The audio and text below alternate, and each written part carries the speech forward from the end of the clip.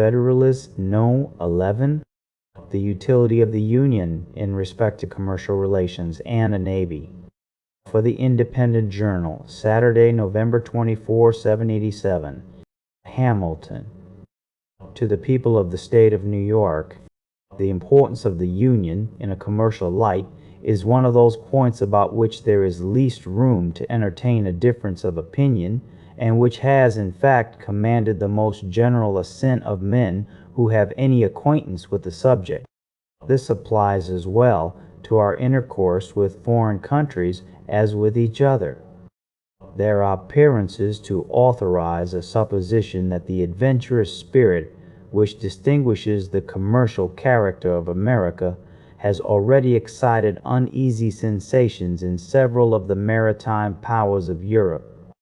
They seem to be apprehensive of our too great interference in that carrying trade, which is the support of their navigation and the foundation of their naval strength. Those of them which have colonies in America look forward to what this country is capable of becoming with painful solicitude. They foresee the dangers that may threaten their American dominions from the neighborhood of states which have all the dispositions and would possess all the means requisite to the creation of a powerful marine. Impressions of this kind will naturally indicate the policy of fostering divisions among us and of depriving us, as far as possible, of an ACTI of commerce in our own bottoms. This would answer the threefold purpose of preventing our interference in their navigation, of monopolizing the profits of our trade, and of clipping the wings by which we might soar to a dangerous greatness. Did not prudence forbid the detail, it would not be difficult to trace by facts the workings of this policy to the cabinets of ministers. If we continue united, we may counteract a policy so unfriendly to our prosperity in a variety of ways, by prohibitory regulations extending at the same time throughout the states. We may oblige foreign countries to bid against each other for the privileges of our markets. This assertion will not appear chimerical to those who are able to appreciate the importance of the markets of 3 millions of people, increasing in rapid progression, for the most part exclusively addicted to agriculture, and likely from local circumstances to remain so to any manufacturing nation, and the immense difference there would be to the trade and navigation of such a nation between a direct communication in its own ships and an indirect conveyance of its products and returns to and from America in the ships of another country. Suppose, for instance, we had a government in America capable of excluding Great Britain, with whom we have at present no treaty of commerce, from all our ports. What would be the probable operation of this step upon her politics? Would it not enable us to negotiate, with the fairest prospect of success, for commercial privileges of the most valuable and extensive kind in the dominions of that kingdom? When these questions have been asked, upon other occasions, they have received a plausible, but not a solid or satisfactory answer. It has been said that prohibitions on our part would produce no change in the system of Britain, because she could prosecute her trade with us through the medium of the Dutch, who would be her immediate customers and paymasters for those articles which were wanted for the supply of our markets. But would not her navigation be materially injured by the loss of the important advantage of being her own carrier in that trade? Would not the principal part of its profits be intercepted by the Dutch as a compensation for their agency and risk? Would not the mere circumstance of freight occasion a considerable deduction? Would not so circuitous an intercourse facilitate the competitions of other nations, by enhancing the price of British commodities in our markets, and by transferring to other hands the management of this interesting branch of the British commerce?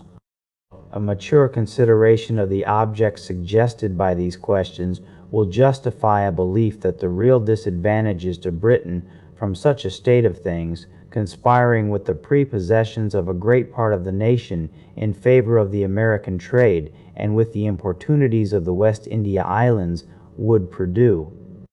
see a relaxation in her present system, and would let us into the enjoyment of privileges in the markets of those islands elsewhere, from which our trade would derive the most substantial benefits. Such a point gained from the British government, and which could not be expected without an equivalent in exemptions and immunities in our markets, would be likely to have a correspondent effect on the conduct of other nations, who would not be inclined to see themselves altogether supplanted in our trade. A further resource for influencing the conduct of European nations toward us in this respect would arise from the establishment of a federal navy. There can be no doubt that the continuance of the Union under an efficient government would put it in our power, at a period not very distant, to create a navy which, if it could not vie with those of the great maritime powers, would at least be of respectable weight if thrown into the scale of either of two contending parties. This would be more peculiarly the case in relation to operations in the West Indies. A few ships of the line, sent opportunely to the reinforcement of either side, would often be sufficient to decide the fate of a campaign, on the event of which interests of the greatest magnitude were suspended. Our position is, in this respect, a most commanding one. And if to this consideration we add that of the usefulness of supplies from this country in the prosecution of military operations in the West Indies, it will readily be perceived that a situation so favorable would enable us to bargain with great advantage for commercial privileges. A price would be set not only upon our friendship, but upon our neutrality. By a steady adherence to the Union, we may hope, ere long, to become the arbiter of Europe in America, and to be able to incline the balance of European competitions in this part of the world as our interests may dictate. But, in the reverse of this eligible situation, we shall discover that the rivalships of the parts would make them checks upon each other, and would frustrate all the tempting advantages which nature has kindly placed within our reach. In a state so insignificant, our commerce would be a prey to the wanton intermeddlings of all nations at war with each other, who, having nothing to fear from us, would with little scruple or remorse supply their wants by depredations on our property as often as it fell in their way. The rights of neutrality will only be respected when they are defended by an adequate power. A nation, despicable by its weakness, forfeits even the privilege of being neutral. Under a vigorous national government, the natural strength and resources of the country, directed to a common interest, would baffle all the combinations of European jealousy to restrain our growth. This situation would even take away the motive to such combinations by inducing an impracticability of success. An active commerce, an extensive navigation, and a flourishing marine would then be the offspring of moral and physical necessity. We might defy the little arts of the little politicians to control or vary the irresistible and unchangeable course of nature. But in a state of disunion, these combinations might exist and might operate with success. It would be in the power of the maritime nations, availing themselves of our universal impotence, to prescribe the conditions of our political existence, and as they have a common interest in being our carriers, and still more in preventing our becoming theirs, they would in all probability combine to embarrass our navigation in such a manner as would in effect destroy it, and confine us to a passive commerce. We should then be compelled to content ourselves with the first price of our commodities, and to see the profits of our trade snatched from us to enrich our enemies and persecutors.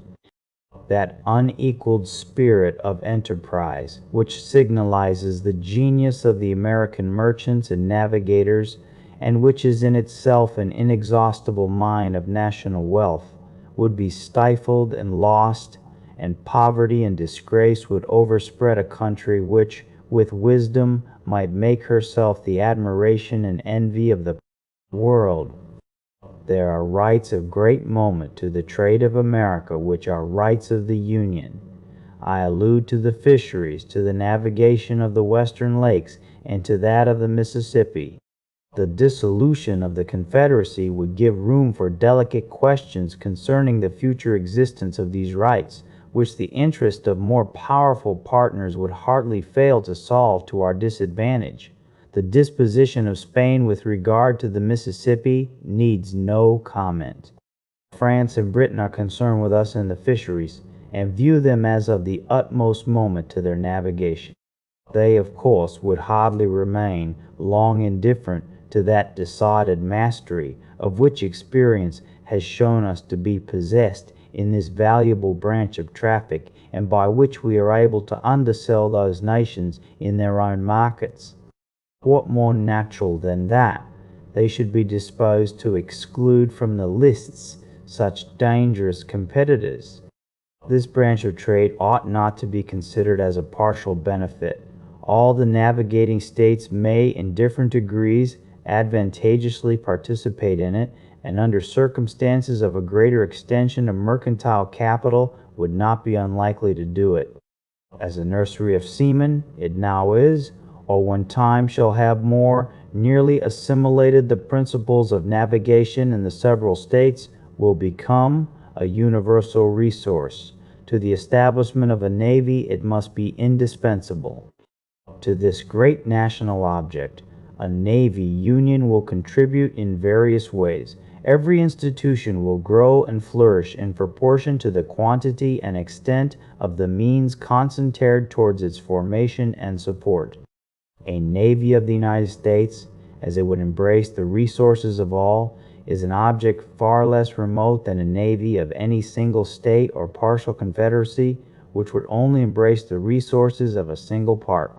It happens, indeed, that different portions of Confederated America possess each some peculiar advantage for this essential establishment. The more southern states furnish in greater abundance certain kinds of naval stores, tar, pitch, and turpentine. Their wood for the construction of ships is also of a more solid and lasting texture. The difference in the duration of the ships of which the Navy might be composed, if chiefly constructed of southern wood, would be of signal importance, either in the view of naval strength or of national economy. Some of the southern and of the middle states yield a greater plenty of iron, and of better quality. Seamen must chiefly be drawn from the northern hive. The necessity of naval protection to external or maritime commerce does not require a particular elucidation, no more than the conduciveness of that species of commerce to the prosperity of a navy. An unrestrained intercourse between the states themselves will advance the trade of each by an interchange of their respective productions, not only for the supply of reciprocal wants at home, but for exportation to foreign markets. The veins of commerce in every part will be replenished, and will acquire additional motion and vigor from a free circulation of the commodities of every part.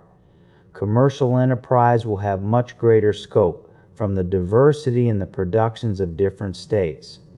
When the staple of one fails from a bad harvest or unproductive crop, it can call to its aid the staple of another. The variety, not less than the value, of products for exportation contributes to the activity of foreign commerce.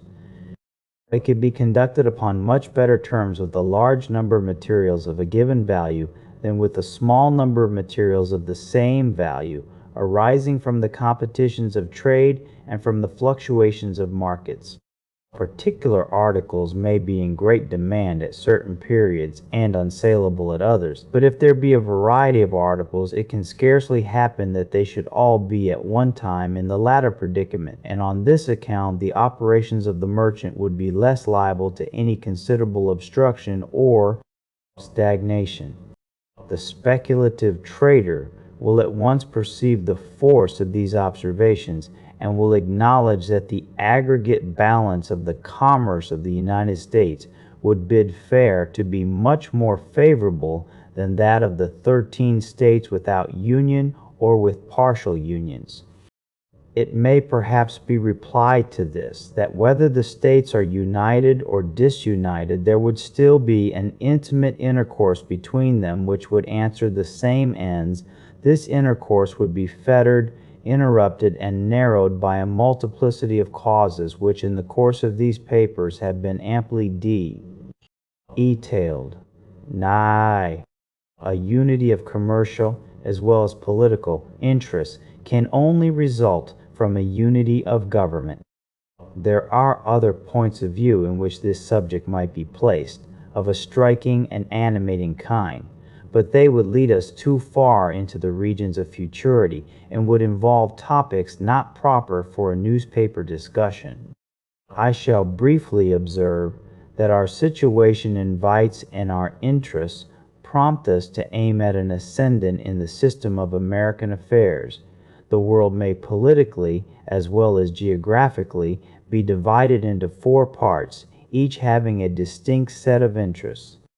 Unhappily for the other 3, Europe, by her arms and by her negotiations, by force and by fraud, has, in different degrees, extended her dominion over them all. Africa, Asia, and America have successively felt her domination. The superiority she has long maintained has tempted her to plume herself as the mistress of the world, and to consider the rest of mankind as created for her benefit. Men admired as profound philosophers have, in direct terms, attributed to her inhabitants a physical superiority, and have gravely asserted that all animals, and with them the human species, degenerate in America, that even dogs cease to bark after having breathed a while in our atmosphere. 1. Facts have too long support. These arrogant pretensions of the Europeans. It belongs to us to vindicate the honor of the human race, and to teach that, assuming moderation, union will enable us to do it. Disunion will add another victim to his triumphs. Let Americans disdain to be the instruments of European greatness.